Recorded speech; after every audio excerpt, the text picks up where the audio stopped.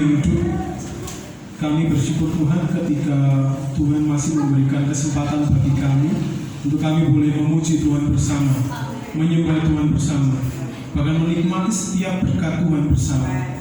Tuhan, saat ini kami mau mengambil bagian terbaik kami Tuhan, seperti yang diambil oleh Maria, duduk diam di hadapan-Mu, menantikan Kau bersabda melalui firman Tuhan.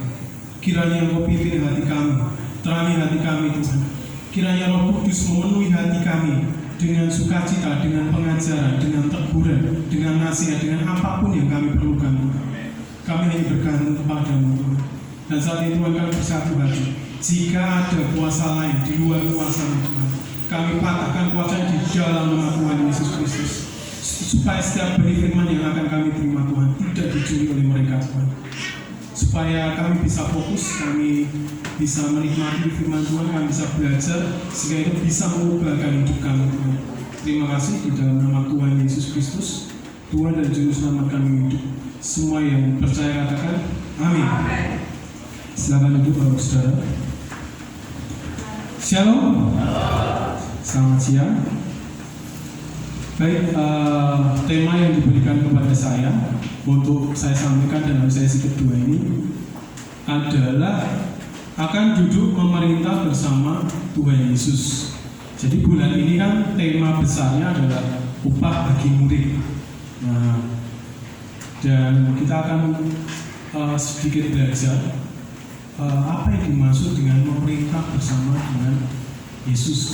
Kok kita dipercaya jabatan setinggi itu?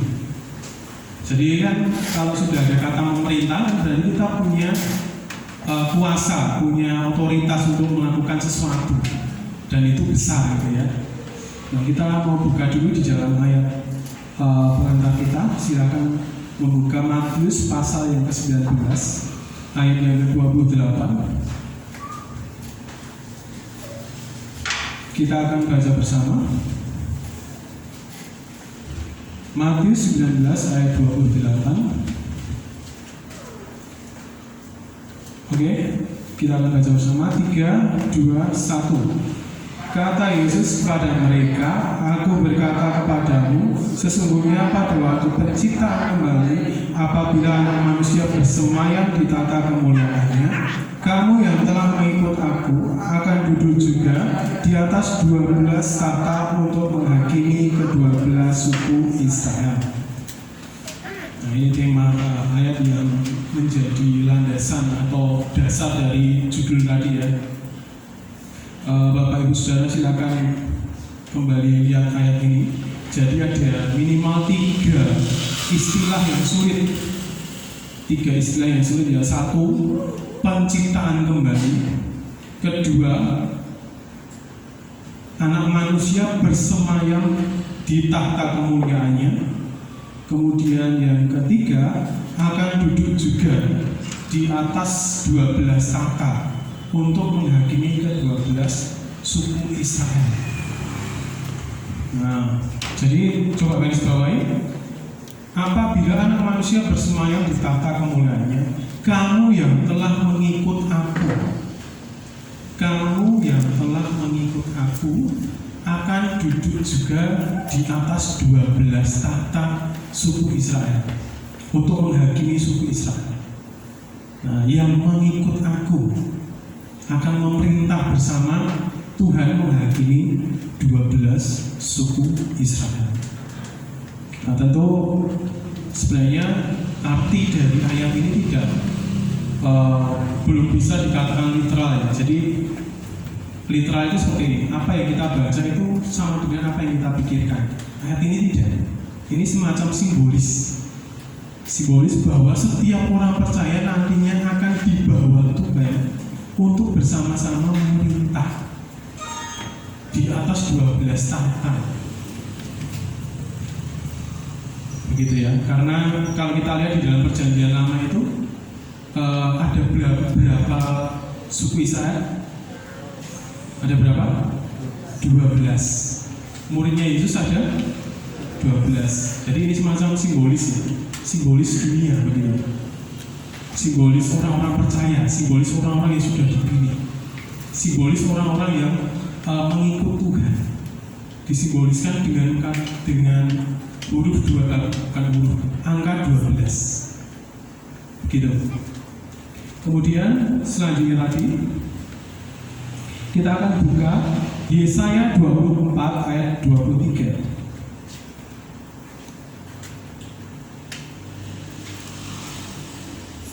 Ini agak banyak, jadi Bapak Saudara akan banyak membacanya juga, supaya apa yang menjadi dasar pikiran kita itu berasal dari Alkitab. Yesaya 24 ayat 23. Beginilah firman Tuhan, bulan purnama akan tersipu-sipu dan matahari terik akan mendapat malu, sebab Tuhan semesta alam akan memerintah di Gunung Sion dan di Yerusalem, dan Dia akan menunjukkan kemuliaannya di depan tua-tua umatnya. Jadi ini salah satu kutipan dari puisi Yesaya. Jadi bulan akan tersipu-sipu, matahari terik akan mendapat malu. Kenapa? Karena Tuhan yang memerintah.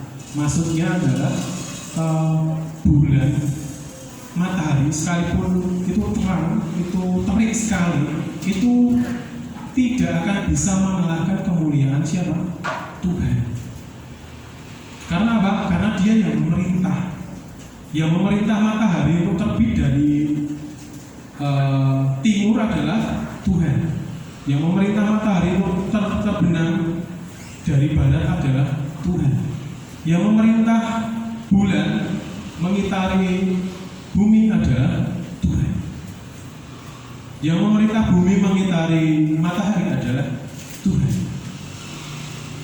Jadi semua alam semesta ini, kalau di dalam ilmu pengetahuan alam gitu ya, yang mereka tidak percaya Tuhan, mereka berkata bahwa alam semesta ini bergerak dengan sendirinya. Bergerak dengan sendirinya. Tetapi kalau kita sebagai orang percaya, kita sebagai seorang murid Yesus, kita tahu siapa yang menggerakkan alam semesta ini. Itu tertulis di dalam kitab Ayub. Jadi ketika Ayub itu meragukan Tuhan, Tuhan perlihatkan seluruh isi alam semesta. Lihat siapa yang menciptakan bintang, lihat siapa yang menggerakkan alam semesta ini, lihat siapa yang memerintah alam semesta ini. Tuhan berkata seperti itu. Tuhan tanya ke Ayub, baru Ayub sadar, oh ini Tuhan yang menggerakkan seluruh alam semesta, termasuk segala isinya. Ini penting karena kita berbicara tentang kepemerintahan. Selanjutnya tadi kembali ke slide awal, kita buka Zakaria 14 ayat 9. Saya dasari dengan 3 ayat ini ya. Zakaria itu sebelum Maleaki. Zakaria 14 ayat yang ke-9.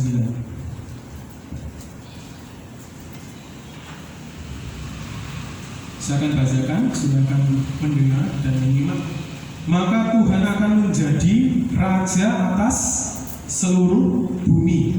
Pada waktu itu Tuhan adalah satu-satunya dan namanya satu-satunya. Nah ini kalau di dalam bahasa Indonesia, di dalam Alkitab yang Bapak Ibu pegang itu hanya ditulis kata Tuhan. Tapi kalau kita lihat di teks aslinya, teks Ibrani itu, maka Yehuwa, harusnya begitu ya, Yehuwa akan menjadi raja atas seluruh bumi. Maka Tuhan yang itu, Tuhan yang disembah oleh orang Israel itu spesifik. Jadi kalau di Alkitab Perjanjian Lama ada kata Tuhan besar, itu merujuk pada Tuhan yang menyatakan diri kepada Musa dalam nama Yehuwa, Yahweh, misalnya seperti itu. Tapi kalau saya baca itu Yahuwa, begitu ya. Itu merujuk pada Tuhan itu. Karena apa? Karena konsep Tuhan di dalam Perjanjian Lama itu banyak. Sekali lagi ya, Tuhan itu bukan nama, Tuhan itu sebutan. Tuhan yang dimaksud di Perjanjian Lama, dimaksud di Zakaria ini, itu punya nama dan namanya tadi. Jadi jelas Tuhan merujuk pada Tuhan yang itu. Itu satu-satunya dan Dia raja satu-satunya. Namanya satu-satunya, tidak ada yang lain. Kita harus dasari dengan kebenaran ini dulu. Siapa raja satu-satunya? Siapa raja di atas segala raja itu harus jelas. Kalau tidak jelas ya kita tidak bisa menikmati bahwa dia adalah raja. Kebesaran raja itu kita tidak bisa dapat. Dan kita tidak sadar kalau ternyata kita selama ini dilibatkan untuk memerintah bersama dengan si raja itu. Gitu ya. Kembali ke slide lagi. Oke. Memerintah, pemerintah, kepemerintahan, perintah itu dari satu kata dasar perintah itu tadi ya. Jadi misal kalau di setiap negara itu punya sistem pemerintahannya masing-masing, betul ya? Kalau Indonesia itu sistem pemerintahnya adalah demokrasi. Demo itu rakyat, rakyat itu pemerintahan. Jadi pemerintahan tertinggi berada di tangan rakyat. Kalau Korea Utara, Cina itu pemerintahannya, sistem pemerintahannya adalah komunis. Komunis itu penguasa tertinggi, bahkan Tuhannya itu adalah pemimpin negara tersebut. Makanya di Korea Utara itu setiap presidennya Kim Jong-un jalan begitu di depan rakyatnya, semua rakyat itu harus tunduk kepada dia. Karena apa? Buat orang-orang Korea Utara, Kim Jong-un itu adalah Tuhannya, wakilnya Tuhan. Jadi dia setara dengan Tuhan. Itu di negara komunis. Kemudian ada lagi sistem kerajaan kayak Inggris, kemudian kayak negara-negara di Asia Tenggara, kayak Thailand, Vietnam dan sebagainya. Itu mereka tidak salah pakai sistem pemerintahan kerajaan. Nah, kita akan berbicara ini kerajaan, tapi sistemnya itu teokrasi. Nah, slide selanjutnya silakan.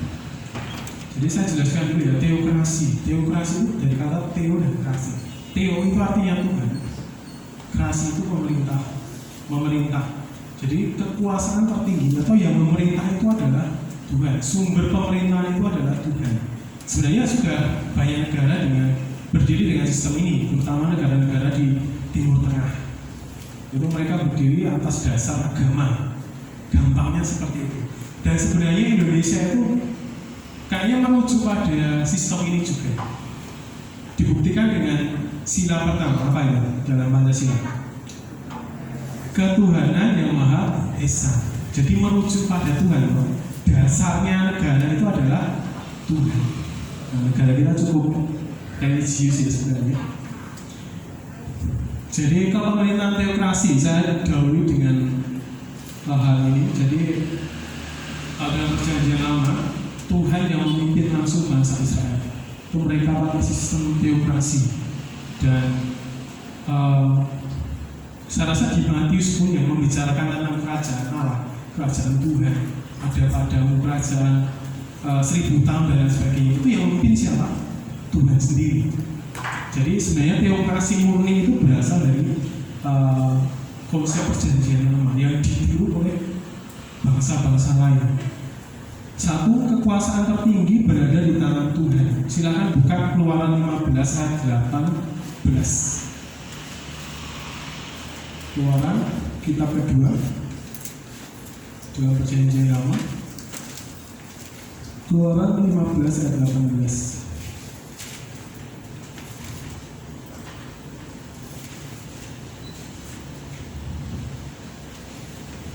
Nah ini tadi ya ditulis dengan kata Tuhan besar semua, guru besar semua, berarti merujuk kepada Tuhan yang menyertai orang Israel.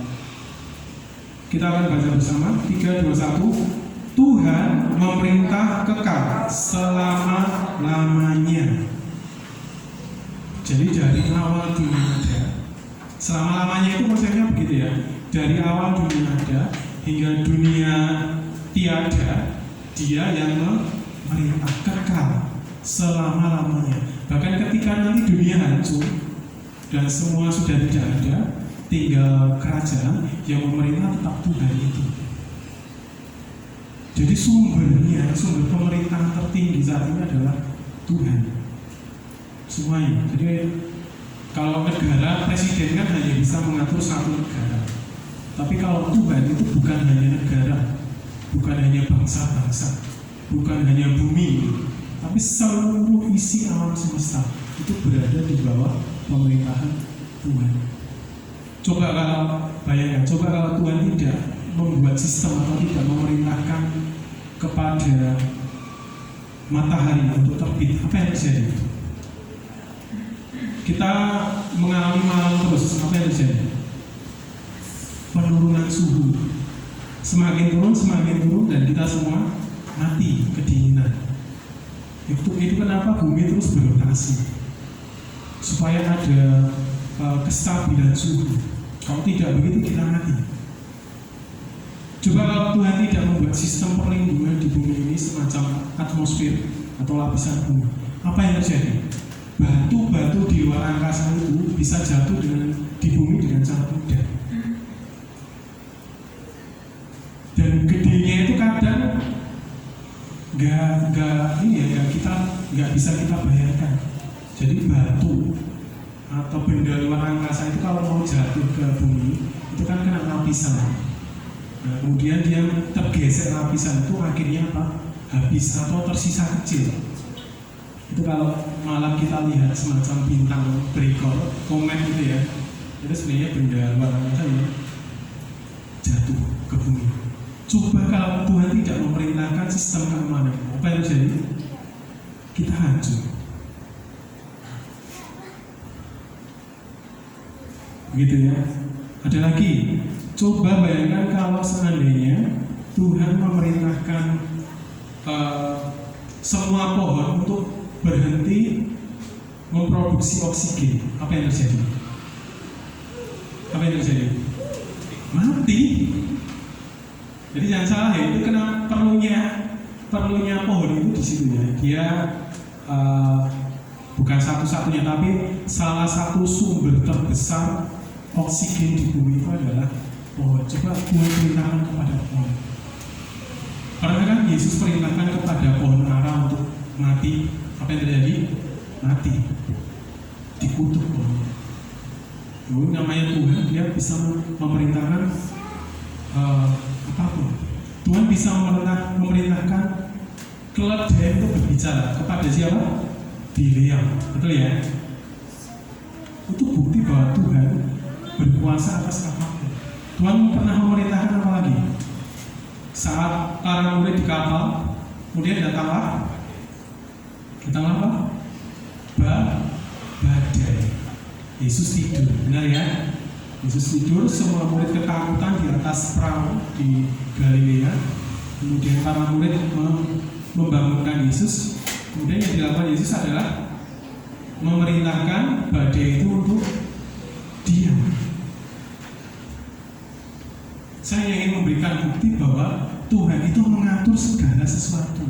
Bahkan angin yang berhembus itu ada di bawah perintah Tuhan. Sejauh itu.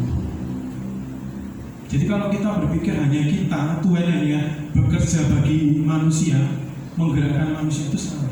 Semua sistem di alam semesta itu yang mengatur adalah Tuhan dengan hukum-hukumnya. Misal hukum gravitasi. Hukum gravitasi itu adalah benda yang kalau dilempar ke atas jatuhnya mana? Jatuhnya mana? Ke bawah. Benda apapun. Kenapa bisa seperti itu? Karena ada hukum gravitasi. Kalau tidak ada seperti itu, tidak mungkin ada satu orang pun bisa membangun rumah, betul ya? Setiap kali mau dibangun, rumahnya terbang. Kita pun nggak akan bisa berjalan seperti ini. Semua terikat hukum, dan itu sumbernya dari Tuhan. Kedua, itu tadi sudah ada hukum yang dipakai untuk mengatur kehidupan. Tiga, ada konsekuensi hukum jika melanggar. Jadi ya seperti sistem yang kita kenal saat ini, no? Kalau kita melanggar rambu-rambu lalu lintas, ya konsekuensinya akan mendapatkan sanksi. Demikian juga peraturannya Tuhan. Taat beroleh berkat, tidak taat beroleh kutuk. Cuma itu. Kemudian keempat, Tuhan adalah pemimpin paling tinggi, tidak bisa tergantikan. Tadi ya, satu-satunya, satu nama itu saja. Yang kelima, ada kerjasama antara raja dan rakyat.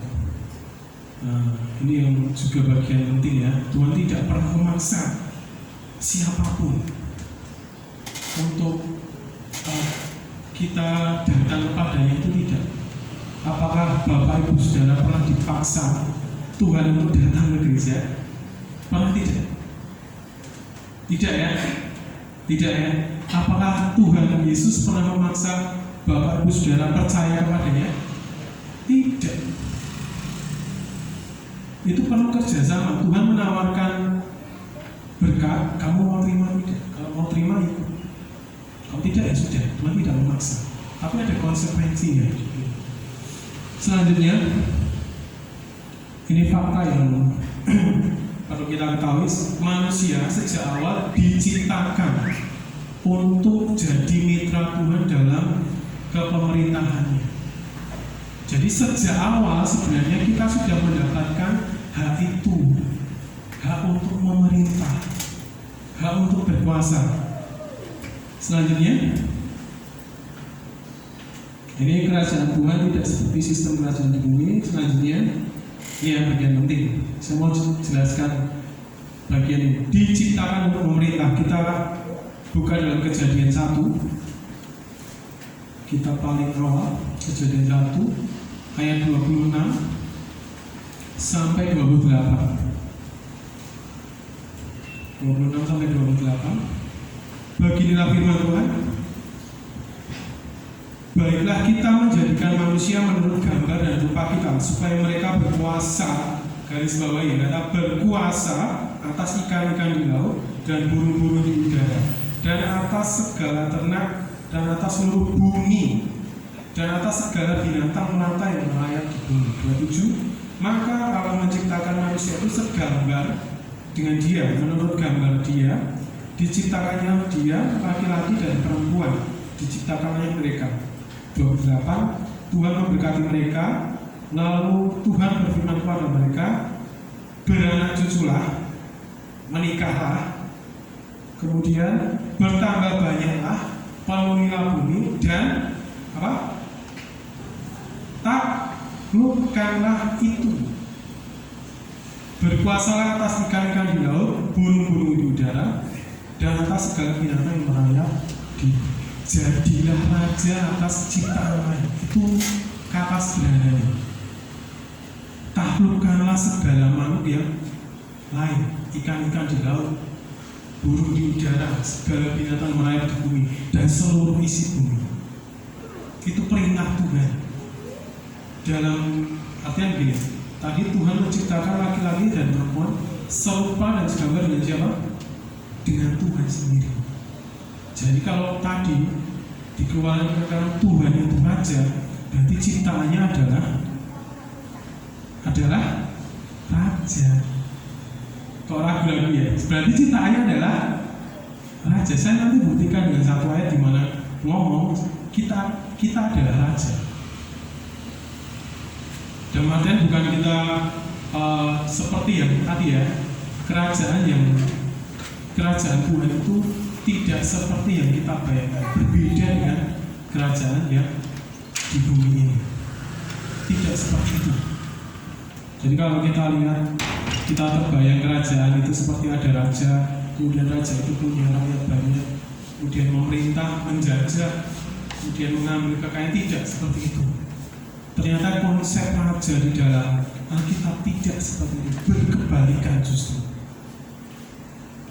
Kok bisa berkebalikan, Mas? Bisa. Coba lihat Yesus. Dia raja loh. Datang dalam rupa manusia. Lahir di mana dia? Di kandang domba. Kemudian hidup sebagai seorang anak tukang kayu, miskin.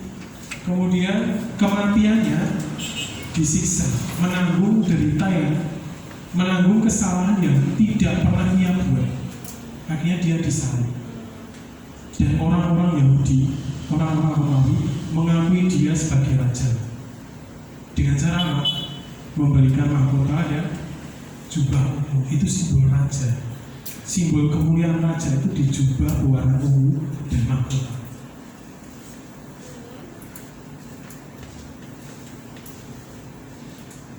Itu raja. Beda loh dengan raja yang selama ini kita bayangkan. Beda sekali ya.